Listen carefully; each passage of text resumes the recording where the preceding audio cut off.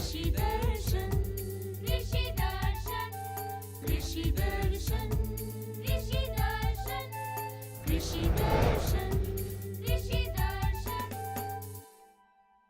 नमस्कार, कृषि समाचार में आपका स्वागत है। मैं हूं आपके साथ अनामिका पांडे।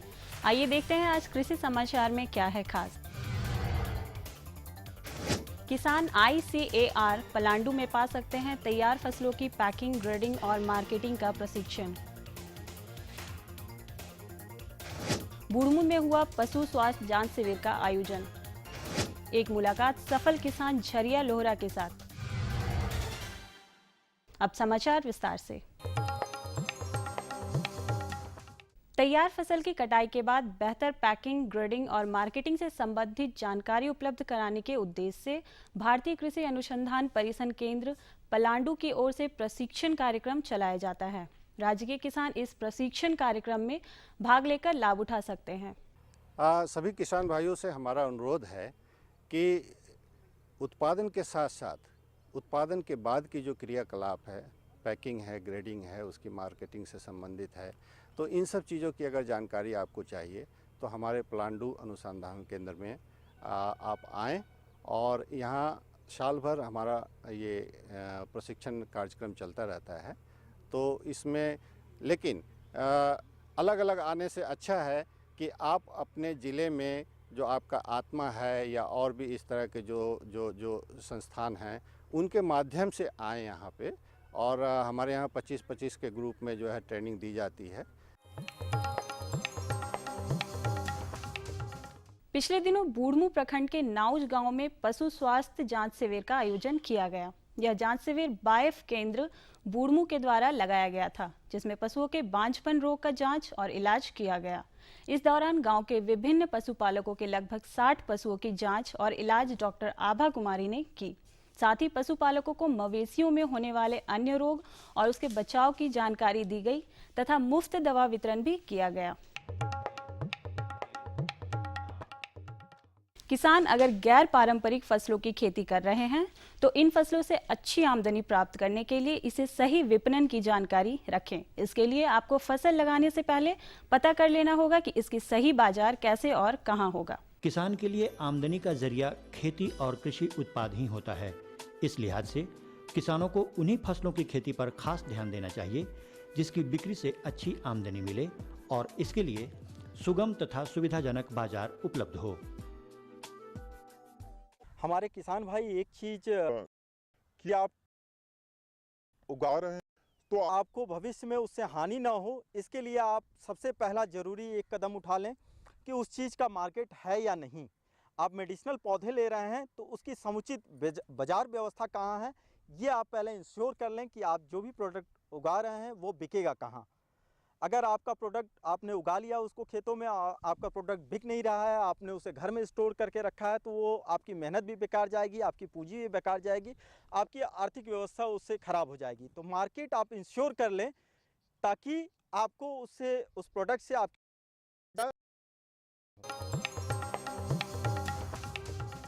कृषक बंधु खरीफ मौसम में दलहनी फसल कुल्थी की खेती से अच्छी उपज लेने के लिए बीरसा कुल्थी 1 नामक उन्नत प्रभेद लगाएं।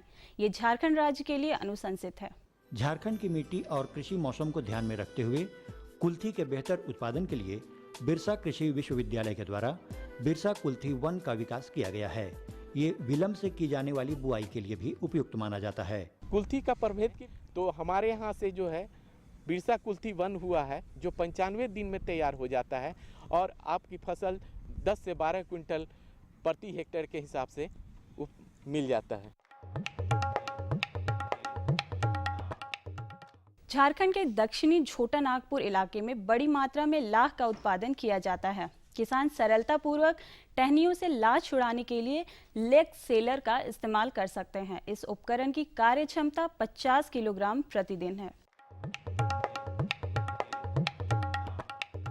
सफल किसानों की कड़ी में आज हमसे जुड़े हैं झरिया लोहरा, जो बुंडू प्रखंड के दलखिड़ी गांव के रहने वाले हैं और फील्ड वक्त सब्जी फसलों की खेती कर रहे हैं। झरिया लोहरा अपने गांव दलखिड़ी में अपनी मेहनत और कृषि कौशल की सूझबूझ से तेजी से तरक्की कर रहे हैं। ये अपने खेतों में खरीफ फसल धान और मकई लगाए हुए हैं और बाकी बचे खेतों में सदाबहार सब्जी फसल कद्दू की खेती कर रहे हैं। तो आइए इनसे मिलकर जानते हैं इनकी सफलता का राज। 3 एकड़ में थोड़ा धान है, 2 एकड़ और 1 एकड़ में अभी मकई का मोटा मोटी होगा कितना 2 लाख तक। हाँ, चार सदस्य हैं जिसमें 2 लड़का। हाँ, सभी लोग हम लोग मिलके खेती। हाँ, खेती से ही मेरा जीवन परिवार सब कुछ चल रहा है।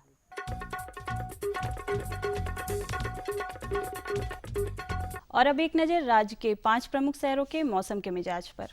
आज राज्य के 5 प्रमुख नगरों के अधिकतम और न्यूनतम तापमान कुछ इस प्रकार दर्ज किए गए। रांची का अधिकतम तापमान 30 डिग्री सेल्सियस और न्यूनतम 23 डिग्री सेल्सियस। जमशेदपुर का अधिकतम तापमान 32 डिग्री सेल्सियस और न्यूनतम 24 डिग्री सेल्सियस। मेदिनीनगर का अधिकतम तापमान 35 डिग्री सेल्सियस और न्यूनतम 25 डिग्री सेल्सियस। देवघर का अधिकतम तापमान 33 डिग्री सेल्सियस और न्यूनतम 25 डिग्री सेल्सियस। जबकि धनबाद का अधिकतम तापमान 34 डिग्री सेल्सियस और न्यूनतम 25 डिग्री सेल्सियस दर्ज किया गया।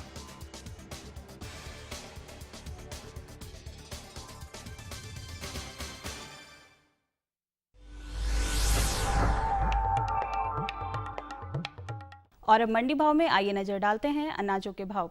आज कृषि उत्पाद बाजार समिति पंडरा रांची में विभिन्न खाद्यान्नों के थोक भाव कुछ इस प्रकार दर्ज किए गए। चावल मोटा 1900 रुपए से 2100 रुपए, चावल मध्यम 2200 रुपए से 2500 रुपए, चावल उत्तम 2750 रुपए से 5000 रुपए, गेहूं 1375 रुपए से 2150 रुपए, चना 3700 रुपए से 4050 रुपए, दाल अरहर 5500 रुपए से 6200 रुपए, दाल मसूर 4500 रुपए से 5000 रुपए, दाल चना 4600 रुपए से 5100 रुपए, सरसों तेल 8400 रुपए से 9500 रुपए, चीनी 3325 रुपए से 3425 रुपए, आलू 700 रुपए से लेकर 850 रुपए और प्याज 3500 रुपए से लेकर 4100 रुपए प्रति क्विंटल रहा। कृषि समाचार में आज इतना ही। अगले दिन अगले अंक में फिर मुलाकात होगी कुछ ताजा तरीन खबरों के साथ। तब तक के लिए दीजिए इजाजत। नमस्कार, जोहार। अम्मा खाना दे दो ना। सबर कर गोलू, अभी दाल नहीं गली है। तू फिक्र ना कर गोलू की अम्मा, अब की बार अपनी दाल खूब गलेगी। क्या मतलब जी? अब की बार NFSM के तहत दाल की पैदावार को बढ़ाने के तरीकों को दिखाने के लिए देश में 1000 क्षेत्र चुने गए हैं, जिसमें हमारा इलाका भी आ गया है। पर इससे हमें क्या फायदा? हमें 5 एकड़ खेती के लिए खाद और कीटनाशक के अलावा बढ़िया बीजों की एक मिनी किट भी मिलेगी। इतनी दाल का करेंगे क्या जी? अरे भगवान, सरकार ने दलहन का समर्थन मूल्य भी खूब बढ़ा दिया है और इनकी खरीद का भी पूरा इंतजाम कर लिया है। इससे आमदनी बढ़ेगी और फिर हमारा गोलू अच्छे स्कूल में जाकर के कृषि वैज्ञानिक बनेगा। हाँ, ये लो और बताओ। बस। अरे ये क्या भैया जी, बस इतनी सी रासायनिक खाद? किसानी छोड़ रहे हो क्या? किसानी नहीं, नादानी छोड़ रहे हैं। मिट्टी की जांच कराई है। अब तो लालाजी जितनी जरूरत है उतने ही उर्वरक खेत में डालेंगे। हाँ, किसान भाई आज ही अपने जिले की नजदीकी भूमि परीक्षण प्रयोगशाला में मिट्टी की जांच जरूर करवाएं और मिट्टी में पोषक तत्व, नमी व पौधे के विकास को देखते हुए केवल जरूरत के अनुसार ही पोषक तत्व डालें। और हाँ, मिट्टी में गंधक, जस्ता, बोरोन जैसे सूक्ष्म पोषक तत्वों का पता लगाना भी न भूलें। उर्वरक और जैविक खाद के सही उपयोग से भूमि का उपजाऊपन बनाए रखें, उत्पादकता बढ़ाएं, खर्चा घटाएं और बहुमूल्य विदेशी मुद्रा बचाने में भी सहयोग दें। और हाँ, धीमी गति से नाइट्रोजन उपलब्ध कराने वाले उर्वरकों जैसे नीम लेपित यूरिया को प्राथमिकता दें और यूरिया का पत्तों पर छिड़काव करें। अरे वाह, तू तो सचमुच समझदार हो गया रे। अधिक जानकारी के लिए संपर्क करें जिला कृषि अधिकारी या किसान कॉल सेंटर।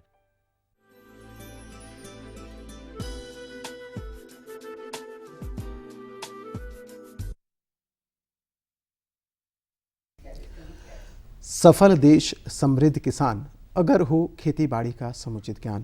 किसान भाइयों, कृषि दर्शन कार्यक्रम में आप सभी का बहुत बहुत स्वागत है। नमस्कार।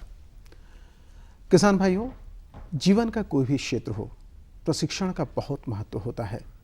खेती बाड़ी भी इससे अछूता नहीं है। अगर खेती बाड़ी के क्षेत्र में सही प्रशिक्षण हो तो फसल अच्छी होगी, उत्पादन भी अच्छा होगा। इसलिए प्रशिक्षण के संबंध में जानना बहुत जरूरी है। जी हाँ किसान भाइयों, आप सही समझ रहे हैं। आज हम किसानों के लिए चलाई जा रही प्रशिक्षण योजनाओं के बारे में बात करेंगे। और इस विषय पर बातचीत करने के लिए हमारे साथ हैं श्री सुनील कुमार जी, जो कि प्रशिक्षण प्रसार हेहल प्रसार प्रशिक्षण केंद्र हेहल रांची में प्राचार्य हैं। आपका इस कार्यक्रम में बहुत बहुत स्वागत है। नमस्कार। नमस्कार। किसान भाइयों, प्रशिक्षण संबंधी कोई भी जानकारी चाहिए तो आप सीधे सीधे हमारे विशेषज्ञ से बात कर सकते हैं। तो नोट कीजिए हमारा फ़ोन नंबर। हमारा फ़ोन नंबर है 065122826607। प्रशिक्षण संबंधी जानकारियों के लिए आप हमारे साथ जुड़िए और जानकारियां हासिल की। कुमार साहब, सबसे पहले तो हम ये जानना चाहेंगे कि जो प्रशिक्षण दिया जाता है, आपका केंद्र जो है वो किस उद्देश्य को लेकर प्रशिक्षण देता है? इस केंद्र का उद्देश्य क्या है? ये प्रसार प्रशिक्षण केंद्र, जैसा कि आपने नाम बताया, ये इस केंद्र का मुख्य उद्देश्य यहाँ के राज्य के कृषकों और विशेष करके जनसेवकों को राज्य की जलवायु के अनुरूप उन्नत कृषि का प्रशिक्षण देना, ये मुख्य कार्य इनका है। जो कि यह केंद्र जो है रांची गुमला मार्ग पे वो अवस्थित है और इसमें किसानों के लिए आवासीय प्रशिक्षण की सुविधा है, जहाँ पर 108 शैया वाले अत्याधुनिक छात्रावास, भोजन के लिए भोजनालय और खेल कूद के लिए खेल मैदान और वाचनालय कक्ष यहाँ पे एक बड़ा उद्देश्य के साथ ये किसानों के हित में हम लोगों ने काम किया है। बिल्कुल। तो प्रशिक्षण का तो ऐसे आधार फलक बहुत विस्तृत होता है। प्रशिक्षण के लिए बहुत सारी चीज़ें होती हैं, बहुत विषय होते हैं।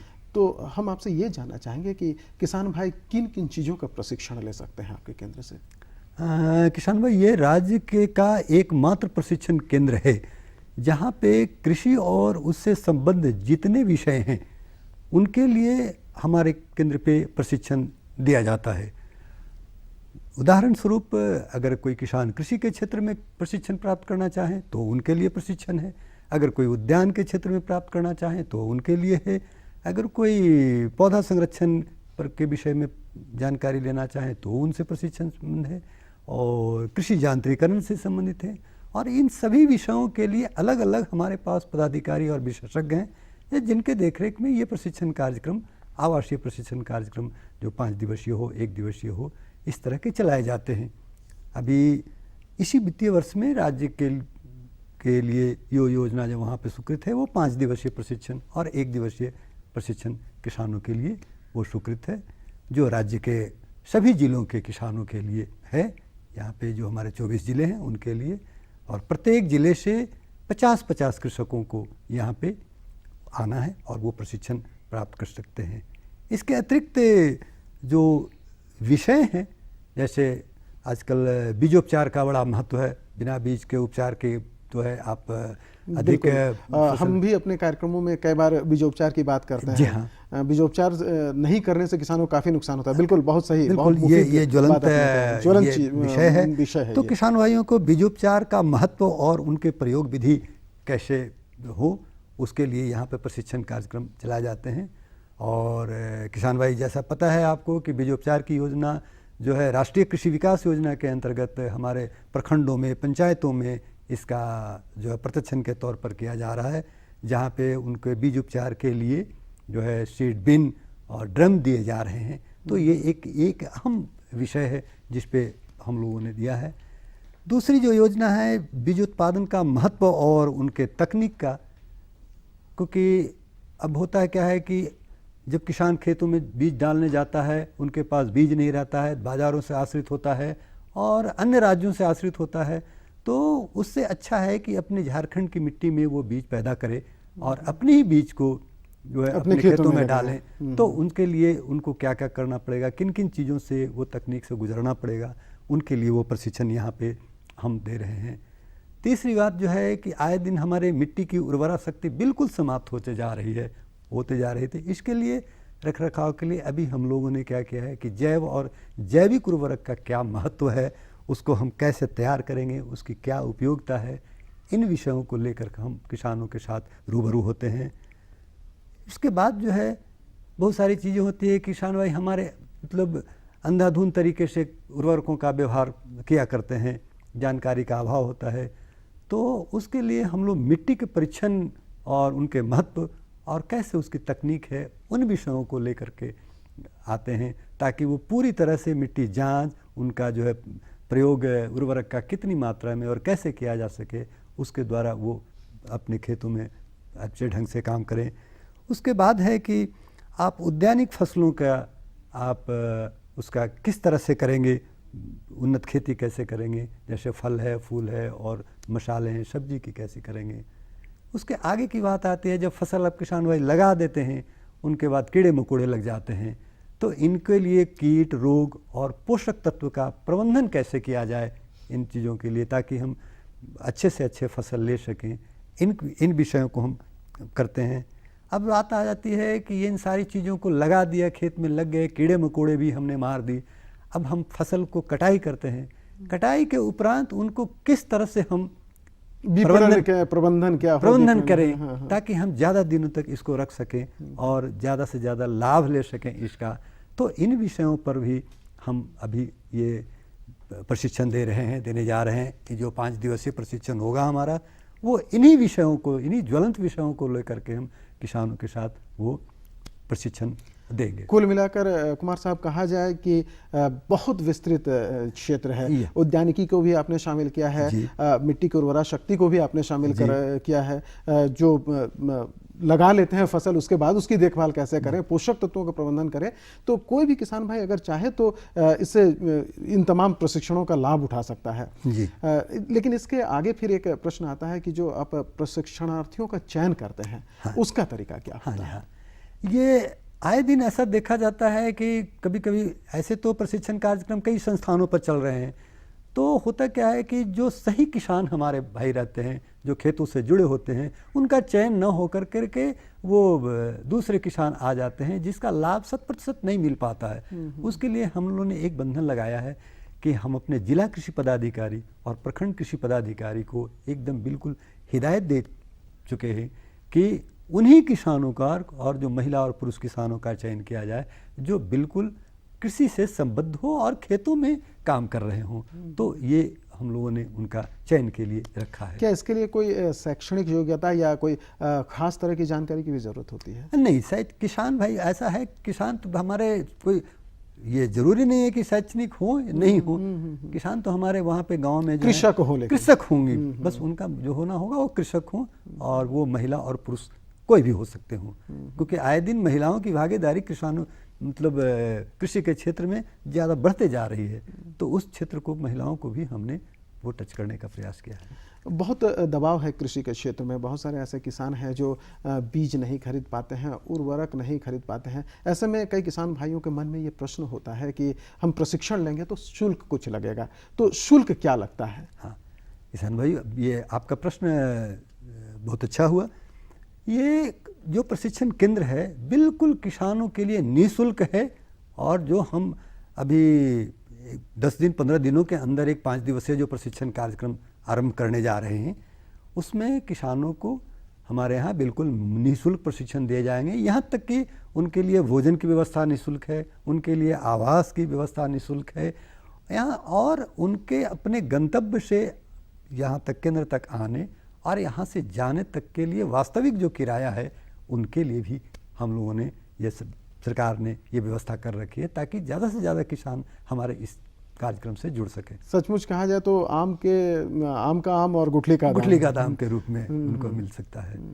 तो ये जो प्रशिक्षण का जो कार्यक्रम चलाया जाता है, जैसे आपने कहा कि 24 ज़िले हैं दूर दराज के इलाके में जो किसान भाई रहते हैं, तो वो कहाँ संपर्क करें और किस तरह से वो प्रशिक्षण प्राप्त कर सकते हैं? हाँ, ये जो हमारे गांव और गिराव में किसान भाई बंधु रह रहे हैं, वो अपने निकटतम प्रखंड कृषि पदाधिकारी से वो इस विषय में संपर्क करें, क्योंकि उन्हें वहाँ पे हिदायत दे दी गई है, उनको यहाँ से निर्देश जा चुके हैं कि किन लोगों को चयन करना है और कैसे चयन करना है।